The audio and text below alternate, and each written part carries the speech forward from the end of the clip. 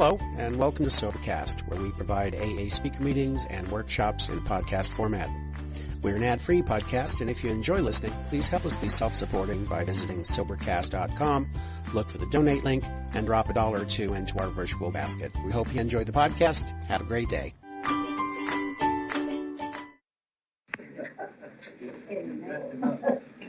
Hey, well, now sit down after all of this, doesn't it? Well, I like the informal discussion type of approach. It seemed to me that on an occasion like this, questions are something of infinitely more value than a lecture or a story. But Rip suggested that I make some remarks here tonight, and I'm only too glad to do that. And coming down on the plane, I got speculating with myself about the early days of AA and about the meaning of them in terms of the grace of God. I've read somewhere that if a grain of wheat, which has been stored for centuries in a dry place, is exposed to the right soil and the right climate and to enough light from above, it will manifest life and it will unfold and it will grow. But this presupposes the right soil, the right climate, and above all, enough light. Well, I think it's that way with AA. I remember years back when we first began to get publicity, and the first very large occasion was a feature piece done in the Saturday Evening Post, which all at once produced us about 6,000 members. This was in 41, and by then, a number of medics had become close friends, some of them psychiatrists. And these fellows allowed their names to be used, a rather audacious step in those days, I assure you. Their names were used in the Post article. I make this point because when later asked to testify on another occasion, they refused to do it. And these were the circumstances. The first gal that got sober in AA is one known to many of you as Marty, still very much of a going concern in the education field. Marty was the most difficult case. God knows we're all complex, but Marty was really a champ. And she had been under the care of a Dr. Foster Kennedy, a man of very wide repute in that time, worldwide renowned, a neurologist. And he watched Marty as she was planted in the new soil. He watched her receive this life. Well, he was tremendously impressed. He came to some meetings, and soon he said to me, "Bill, would it be possible to have 2 or 3 of the psychiatrists in institutions who have seen recoveries of very grim cases, people that you say are friends of yours and who have testified for you in the Post piece, couldn't we get a group of this sort to come to the Academy of Medicine and explain what they have seen?" Well, we thought this was just great, because in those days there were few friends indeed. So showing by these people, by reason of Dr. Kennedy, well, what could be better? So one by one, we went to them. And we said, would they come to the academy? And we supposed they would. After all, some of the Kennedy glory could brush off them. You know, they were friends anyhow, and they'd proved it, so why not? And not a one would do it. And when pressed for their reasons for not doing it, each one of them separately said the same thing. In effect, each said, look, Bill, you folks have added up in one column more of the resources which have been separately applied to alcoholics than anyone else. For example, you have this kinship in suffering. You have possibilities of communication that others don't have. You have a crude form of self-examination or analysis and of catharsis. You have a great new outgoing interest. You reduce guilt by restitution. And you have this great compelling interest in helping others. And then there is a religious factor. And then there is this factor of the hopelessness, so far as the resources of the individual are concerned, of this malady. Now, this is a formidable list of forces. But we still can't come to the academy. Well, why not? Well, said they, we see in AA, sometimes in weeks, in a few months, shifts in motivation that even the sum of these forces couldn't begin to account for, because we all too well understand the difficulties of this problem, this subtle compulsion. And the sum of them won't add up to the speed of these transformations in these very grim cases. So for us, there is an unknown factor at work in AA. And among ourselves, being scientists, we call it the X factor. We believe you people call it the grace of God. And who shall go to the academy to explain the grace of God to that body? No one can. And we simply aren't going.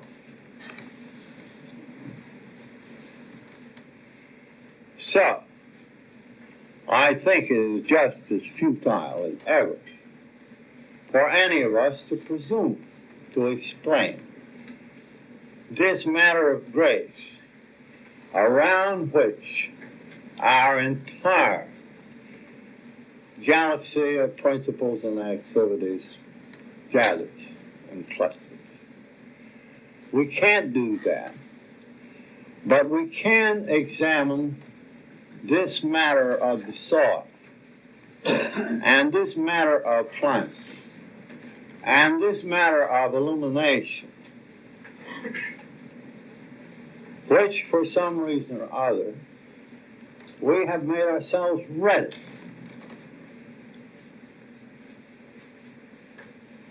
Clearly, God's grace is in and through all. So it might be said, why haven't alcoholics sobered many times more often through grace than they have. It's available. Why hasn't religion been more successful, numerically at least? Why hasn't medicine been more successful? How is it that laymen seem to be doing this thing? So I would like to tell a story depicting, at least as it seems to me, what the soil is, and what the climate is, and what the light is. These things of which we have been placed in such treasured possession. There is no doubt that in an ordinary sense of time, A began in the office of a psychiatrist. And we might be mindful of this when we criticize people in this profession. Of course, for most of us, the origin is 2,000 years old. For some of us, perhaps older. But I'm speaking of the situation in an immediate sense. How was it precipitated, this thing? This, too, is a matter of conjecture. But here's how it seems to me. There was a certain businessman of great attainment. He's cut down by the grog. He runs the gamut of treatments in this country. And this would be in the year about 1932, when he was just about at the end of his tether. So he went abroad and became a patient of Dr. Carl Jung. And as all of you know, Jung was one of the founding fathers of the art, I prefer that instead of science, of psychiatry. And Jung, Adler, Freud were the three founding fathers. But of these, only Jung seemed to think that man is something more than $2 worth of chemicals, a bundle of instincts, and an uncertain intellect. Jung saw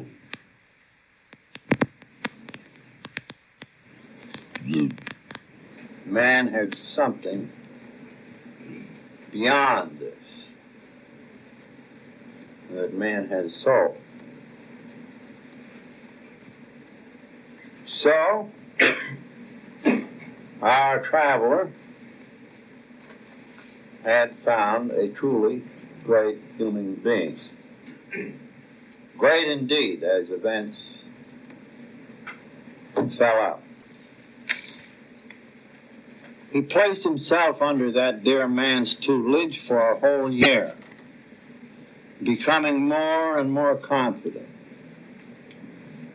that the hidden springs of this baleful compulsion to drink were being understood and removed and cast away. He began to feel more free. There was no drinking while he was under treatment. At the end of a year, he left Carl Jung, and in 1 month he was tight. And the bender was terrific. So, in infinite despair, he came back to Carl Jung and said, "Is there anything now for me?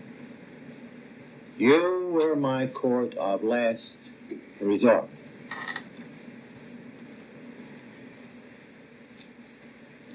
And this great man said, Roland, I thought for a time after you first came that you might be one of those rare cases in which my art has been helpful. Otherwise, I should not have encouraged you to stay. But alas, I'm obliged to conclude that you are not, and that there is nothing that I have to offer you. My art has failed you. I need not say that coming from a man of his eminence, this was a statement of beautiful humility. And the whole destiny of AA, you and me, and all of us, has since hung on that sentence.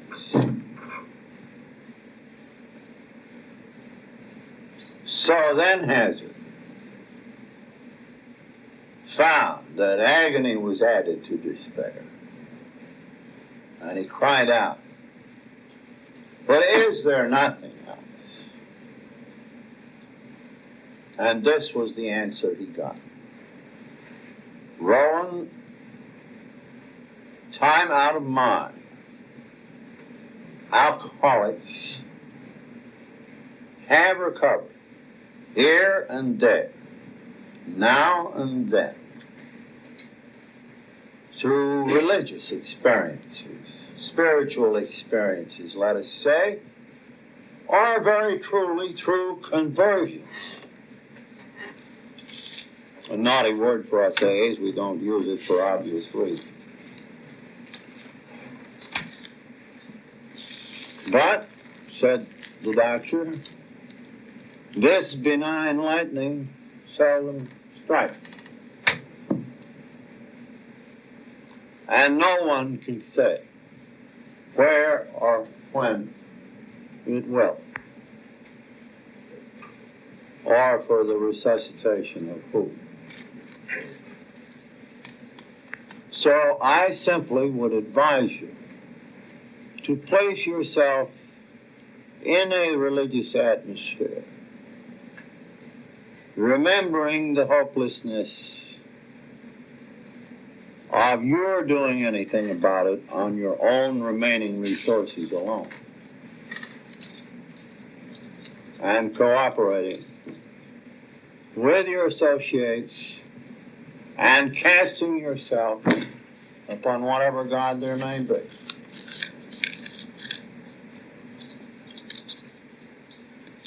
So Roland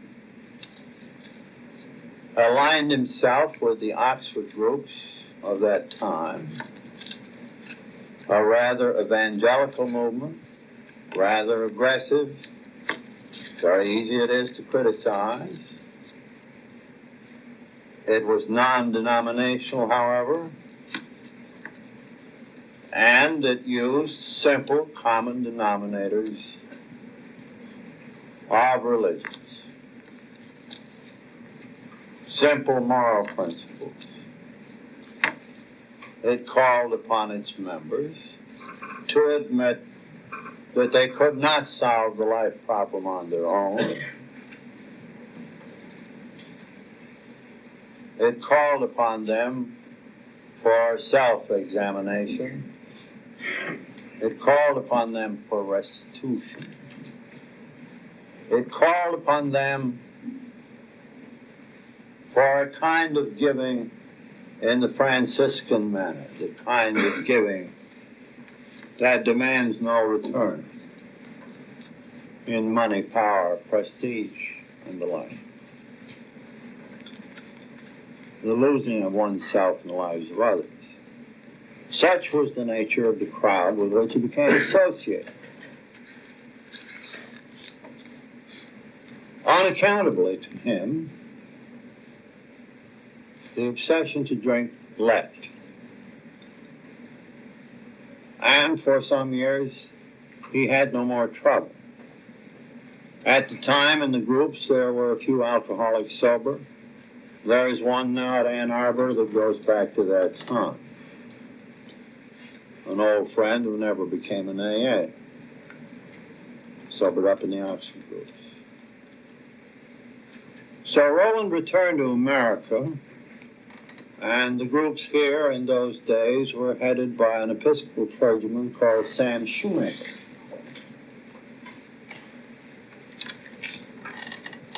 And in his congregation and among the groups were 2 or 3 other alcoholics that for the nonce were staying dry.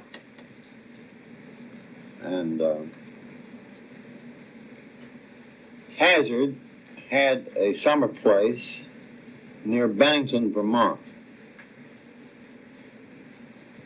And these friends, one of them son of a local judge, and himself an alcoholic, described the plight of a boy who was a school time chum of mine, Abby Thatcher. And Abby had been deteriorating horribly. They were summer folks in the town above Manchester.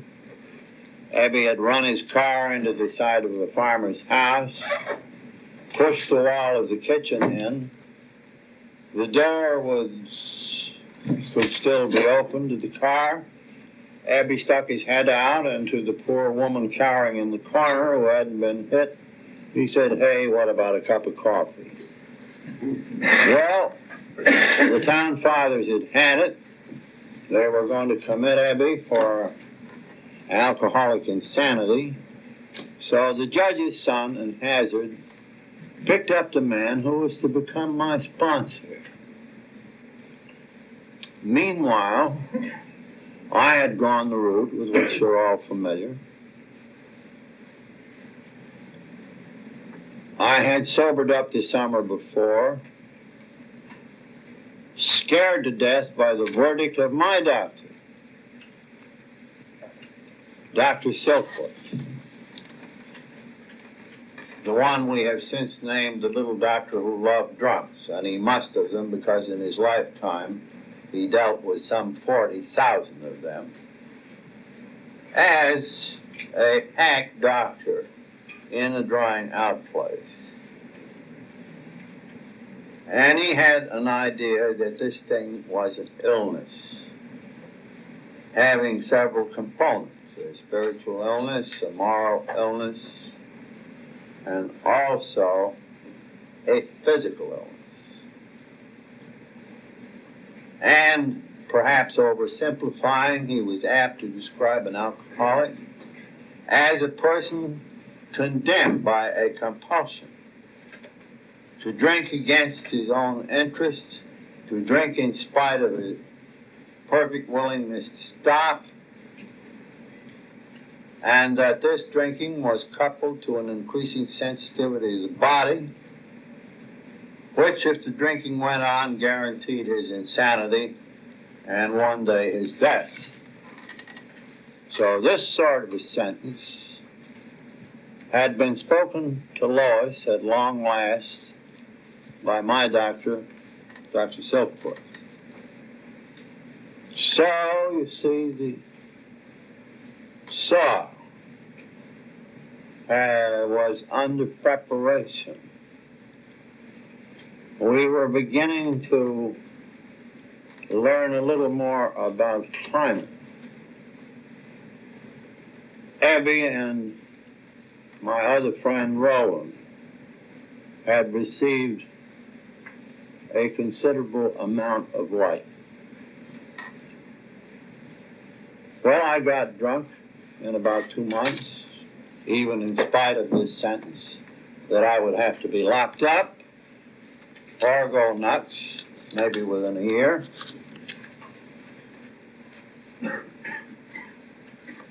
And then my friend Abby, who had been brought to New York from Vermont, who had unaccountably sobered up for the time being in the Oxford groups, came to visit me when I too was in great despair. Despair is a primary ingredient, indeed, of this sort. In the medical jargon, we might call it deflation at depth. Some deflation, huh? So, Abbey came to see me. And he pitched at me this list of moral, you might say, cliches. Nothing so new about that. I was in favor of honesty. I was in favor of helping other people. I was in favor of practically everything he had to say, except one thing. I was not in favor of God. For I had received one of these magnificent modern schoolings, scientific schooling, that assured me that by a series of stages, picking up increments from somewhere, as they went along, I could be traced back to a single piece of ooze in prehistoric seas. And this was my faith. And science was my God. So along comes Abbey.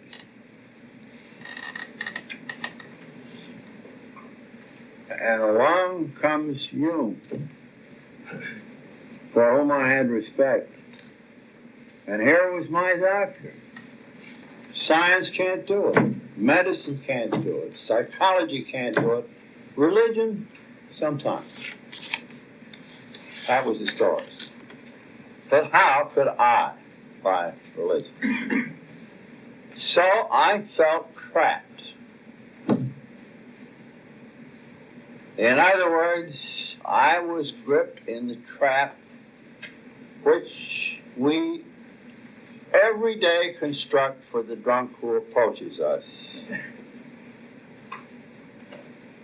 saying, well, I think the group life must be great, helping other people, I'm for it, but I couldn't get the spiritual angle, as our jargon is. Now, as you know, this gentleman is the newcomer, like me, is being caught in this trap.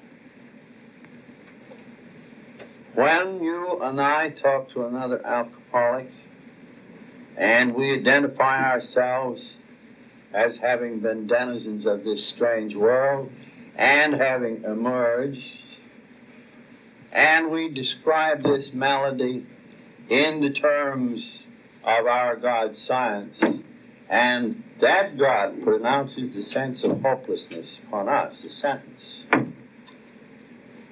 We are deflated at depths. And then we learn that now we have accepted our personal hopelessness. There still isn't any hope because we cannot go for the God business. And this was the awful dilemma into which I was cast by my friend Abbey, bringing on the one side all of this bad news, but on the other side, the spectacle of his own release. And that was the word he used. He didn't say he was on the water wagon. The obsession had just left him. As soon as he became willing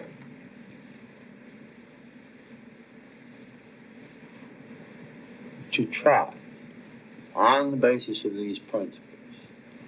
And indeed, as he became willing to appeal to whatever God there might be.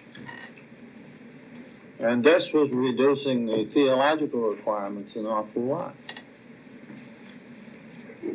Well, I went on drinking about 3 weeks. And in no waking hour could I forget the face of my friend, a spectacle of release, as I looked out through a haze of gin into his face, as he pitched this synthesis at me. A conversion experience is not for me. I'm an obstinate Vermonter. Besides, I can't buy it. People say to me, have faith, and I believe I'd have faith if I could have it, but I can't. But anyhow, I'll go and get dried up. So I went to the hospital. I must have had a little optimism because I came in with a bag of beer. I had tried to share it on the subway up. I was waving a bottle. Dear little Dr. Silkworth came out, and I yelled at him, this time, Doc, I got it. He said, I'm afraid you have, Bill. You better get upstairs and go to bed. And he looked very sad, for he loved me. So I went upstairs and went to bed. I was there well ahead of the DTs. So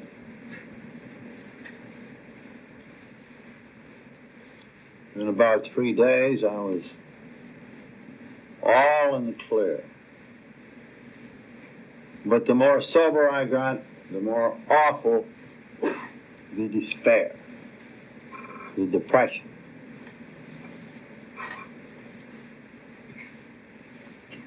So I think it was the morning of the third or the fourth day that my friend Abby showed up in the doorway.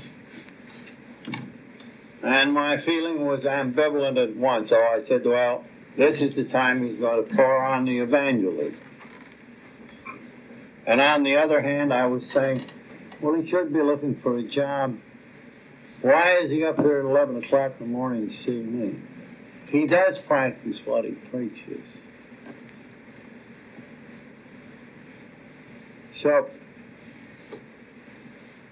Abby knew my prejudices. And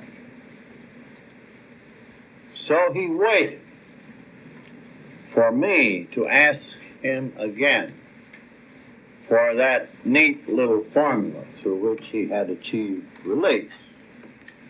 And dutifully he went through it. You got honest with yourself, with another person, in confidence you made restitution, you helped others, and you prayed to God as you understood it. I think he might have even used that phrase. And without much more ado, he was gone. No pressure. And again, I couldn't have trust with the confidence. And again, the despair deepened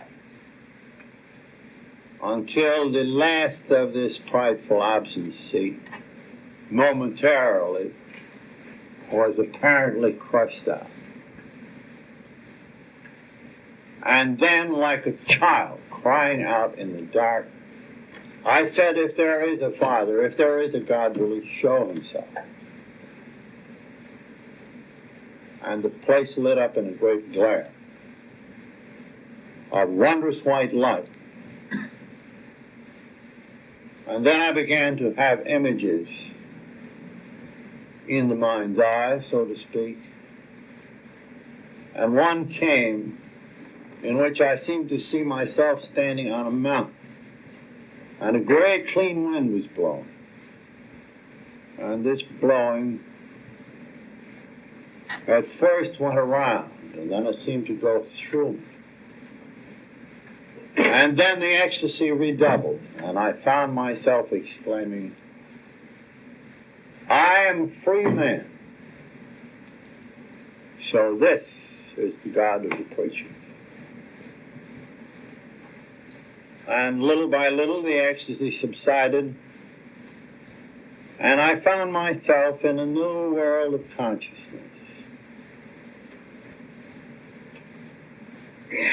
And one of the early reflections in this world of great peace which stole over me was that all is well with God. I am a part of his cosmos at play.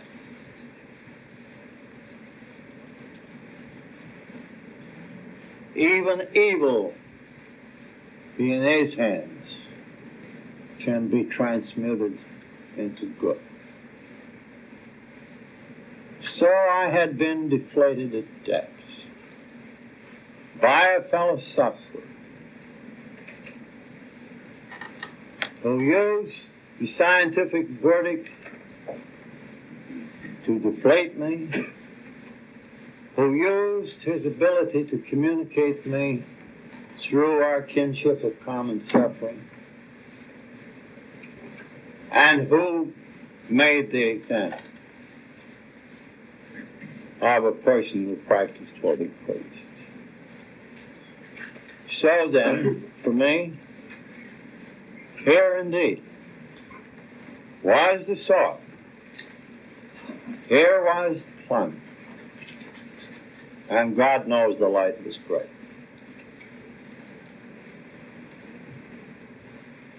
Now, I venture this assertion with confidence of AA has a spiritual awakening or experience of exactly this character. Certainly it is not for me to differ with theologians, but let me say I prefer to think that there is no essential difference between what happened to me and what happens to each sound AA, excepting the time element. Going back to those psychiatrists who said we can't understand this tremendous shift in motivation despite all your resources.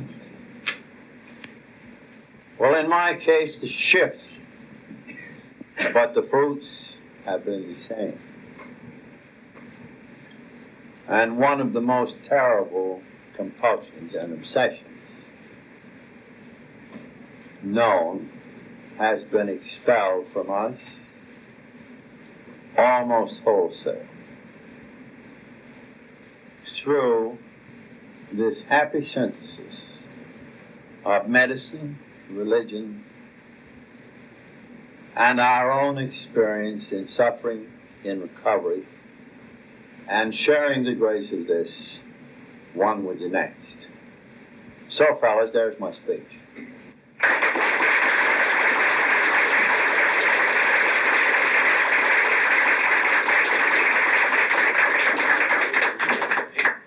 I know there'll be some questions, Bill.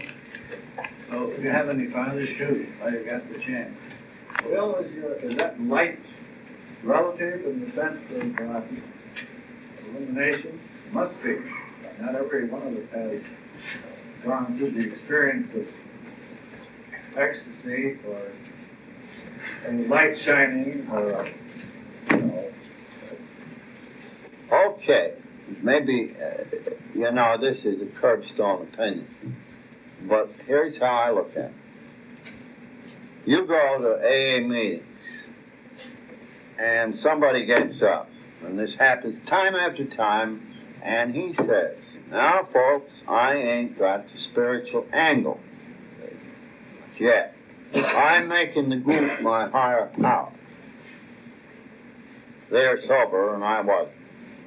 So I got a higher power, but I ain't got spiritual angle the way you fellas did. And as for Bill's thing, well, he looks sane in other respects, but,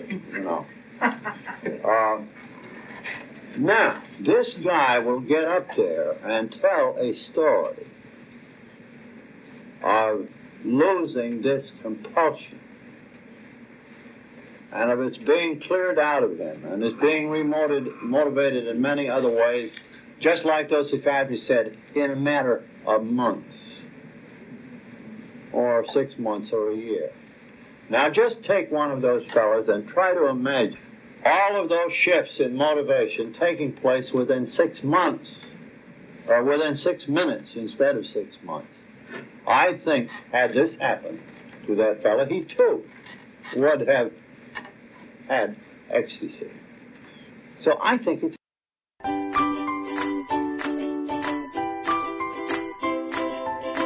Thanks for listening. I hope you enjoyed the podcast. Sobercast is ad-free, and we'd like your help in order to keep it that way. So if you'd like to help us be self-supporting by pledging $1 or $2 a month, visit Sobercast.com and look for the donate links. Thank you very much.